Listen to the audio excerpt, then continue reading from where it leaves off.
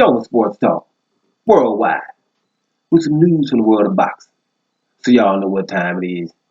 You ain't in a rush to get concussed. Now, I'm going to talk a little heavyweights. Now, biggest story though, got to be in the NBA, Kawhi Leonard and Paul George, the Clippers, right? Might do something about that, tell you what I think about that, because that's huge, but it's a whole lot of movement going on. And me personally, in the off season, I don't like all them trades anyway. It makes us have to reset, people that you like or hate or whatever, but I ain't going to even get into it there. So we'll get back to that, but that's huge. Kawhi Leonard, boom, Clippers. Nice move. Let's see what happens. Now, in the heavyweights, I was just thinking, British heavyweights, we know about 9 of them, right, in the history. And Anthony Joshua was on number 3, right behind Lennox Lewis and Fitzsimmons, right? So I think the boy loses a spot. Number 4 was Tyson Fury. I think Tyson Fury goes number 3, Joshua number 4.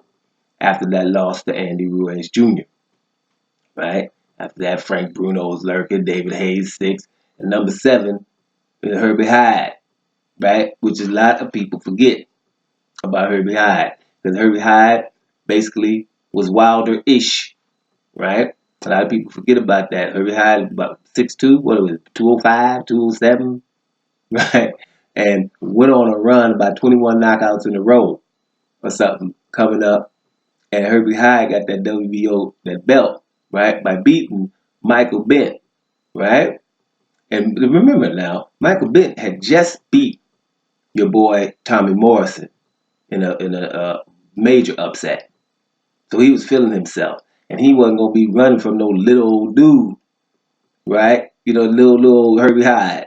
But Herbie Hyde had the mentality and the punching power, and he was handling his business. Bam!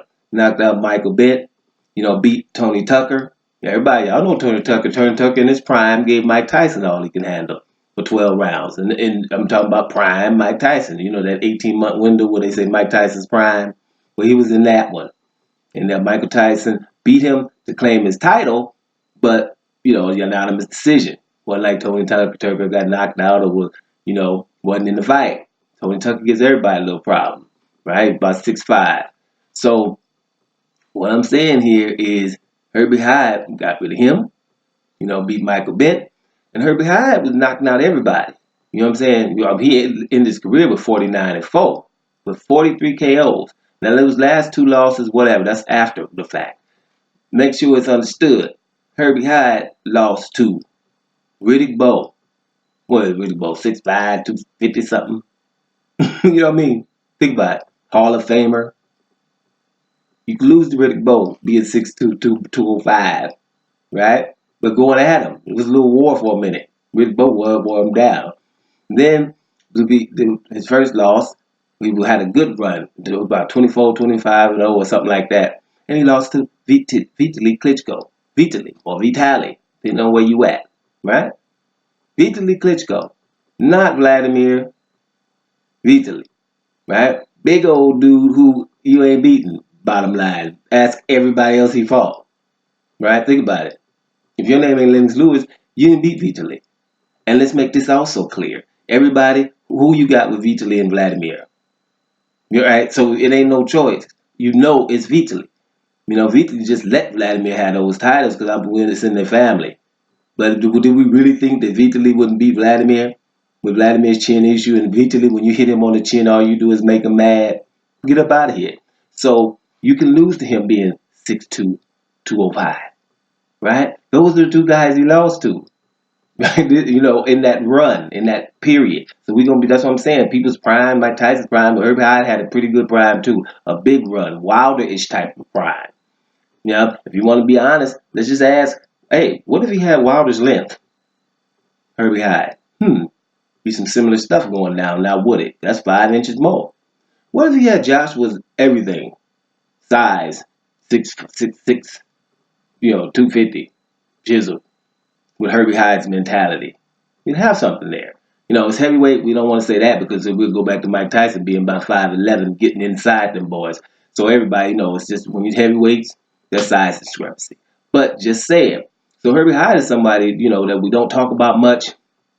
But if you saw that, And some of that, he was something to deal with. So that's, top 7 British heavyweights. Herbie Hyde, I don't know, because he fought behind Frank Bruno, and Frank Bruno's claim to fame is beating Oliver McCall.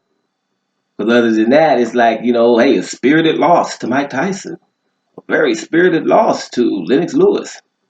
Oh, he was really in the fight, but loses to Tim Witherspoon, and he gets Oliver McCall.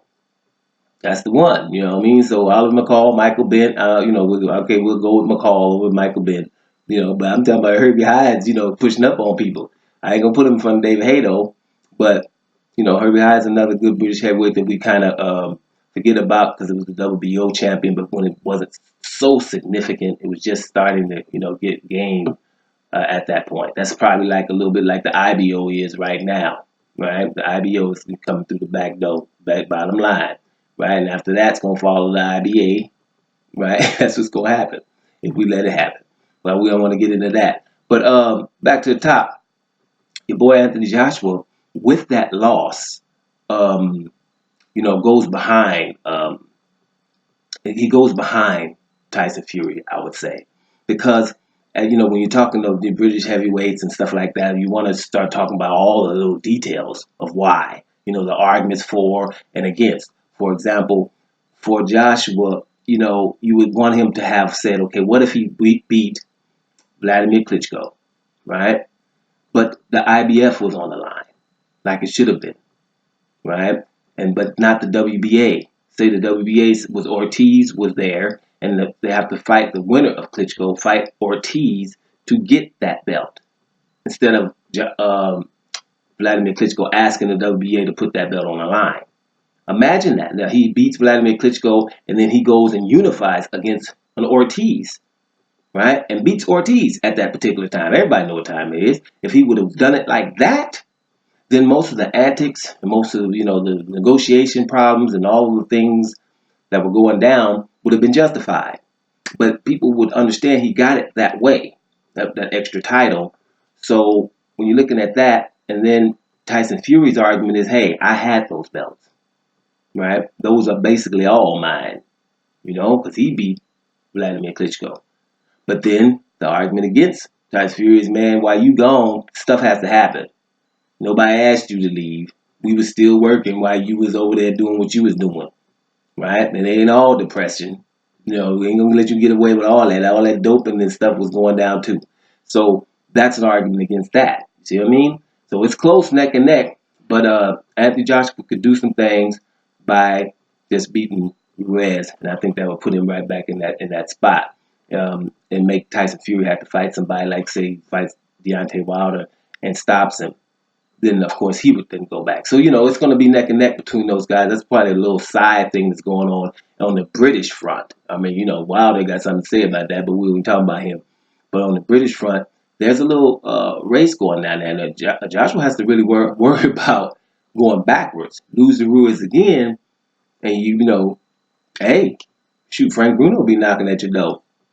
Doma Sports Talk worldwide, and I'm about to hear y'all.